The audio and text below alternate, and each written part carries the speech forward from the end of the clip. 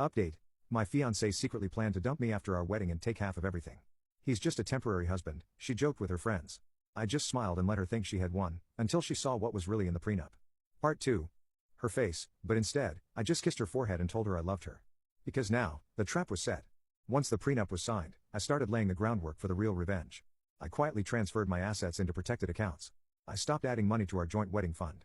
I encouraged Vanessa to spend more, knowing full well she'd never see a dime of it again. Meanwhile, Vanessa was more confident than ever. She kept bragging to her friends about how she was going to divorce me. She started making plans for her post-divorce life. She even stopped pretending to be affectionate, acting like she had already won. I just smiled. She had no idea that she had signed away her entire future. And on our wedding day, she was about to seal her fate forever. Vanessa thought she had me exactly where she wanted me. She had played her part well, smiling sweetly, acting like the devoted fiancé, and pretending to love me while secretly planning her escape the moment the ink dried on the marriage certificate. She had no idea that the prenup she so confidently signed had already doomed her. And now, she was about to walk down the aisle straight into a trap.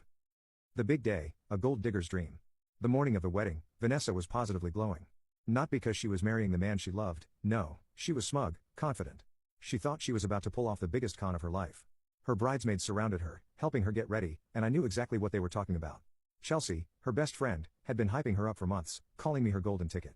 Lauren, the one with morals, had been nervous about the plan but never actually stopped Vanessa from going through with it. And Vanessa? She was basking in her own success. She had picked out the most expensive venue. She had maxed out my credit cards on last-minute wedding luxuries. She kept flashing that fake, adoring smile, knowing she'd be free soon enough. I watched from across the room, playing my part perfectly. I was the loving, clueless groom, the guy who blindly adored his fiancée, the temporary husband who had no idea that his perfect wife-to-be was waiting to stab him in the back. She had no idea that I was waiting for her to do it. When she walked down the aisle, everyone saw a beautiful bride. I saw a woman walking straight into her own demise. As we stood at the altar, hand in hand, she squeezed my fingers just a little too tightly.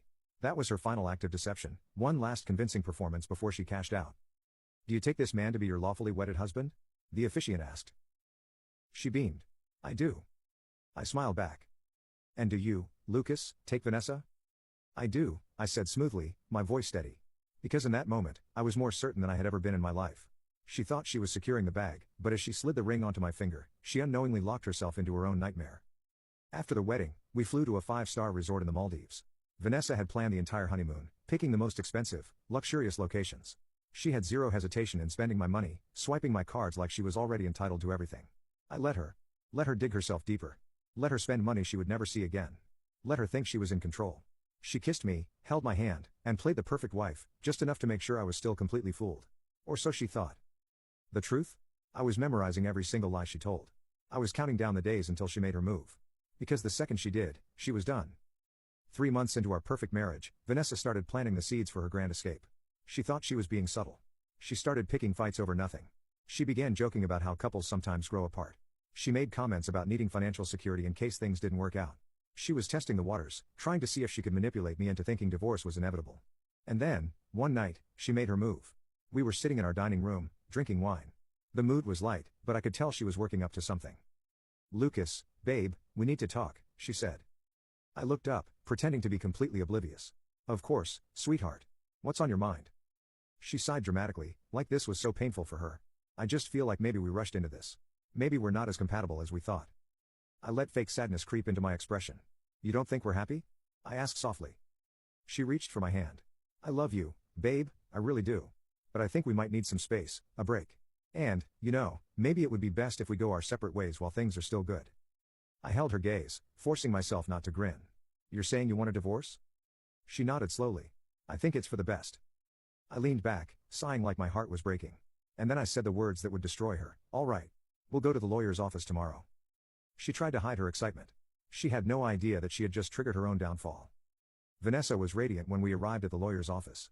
She had dressed to impress, a designer dress, expensive jewelry, and that smug little smile that made me want to laugh. To her, this was the final step in her plan. She had endured a few months of marriage and was now here to cash out. I played along, keeping my expression neutral as we walked inside. The receptionist greeted us, and we were led into a sleek, minimalist conference room. Vanessa took her seat like she already owned the place. She didn't realize she was about to get the worst news of her life. Jonathan, my lawyer, was already waiting for us. He was calm and collected, scanning Vanessa with an expression that said he had seen her type before. "Mrs. Carter," he greeted, nodding to her. She beamed. "Oh, you can call me Vanessa. I suppose I won't be a Carter much longer." I almost rolled my eyes. Jonathan gave me a quick glance before opening a thick folder filled with documents. So, let's discuss the terms of your divorce settlement, he said smoothly. Vanessa perked up. Yes, let's. Jonathan flipped through a few pages, then paused for effect. Now, just to confirm, you're the one initiating this divorce, correct?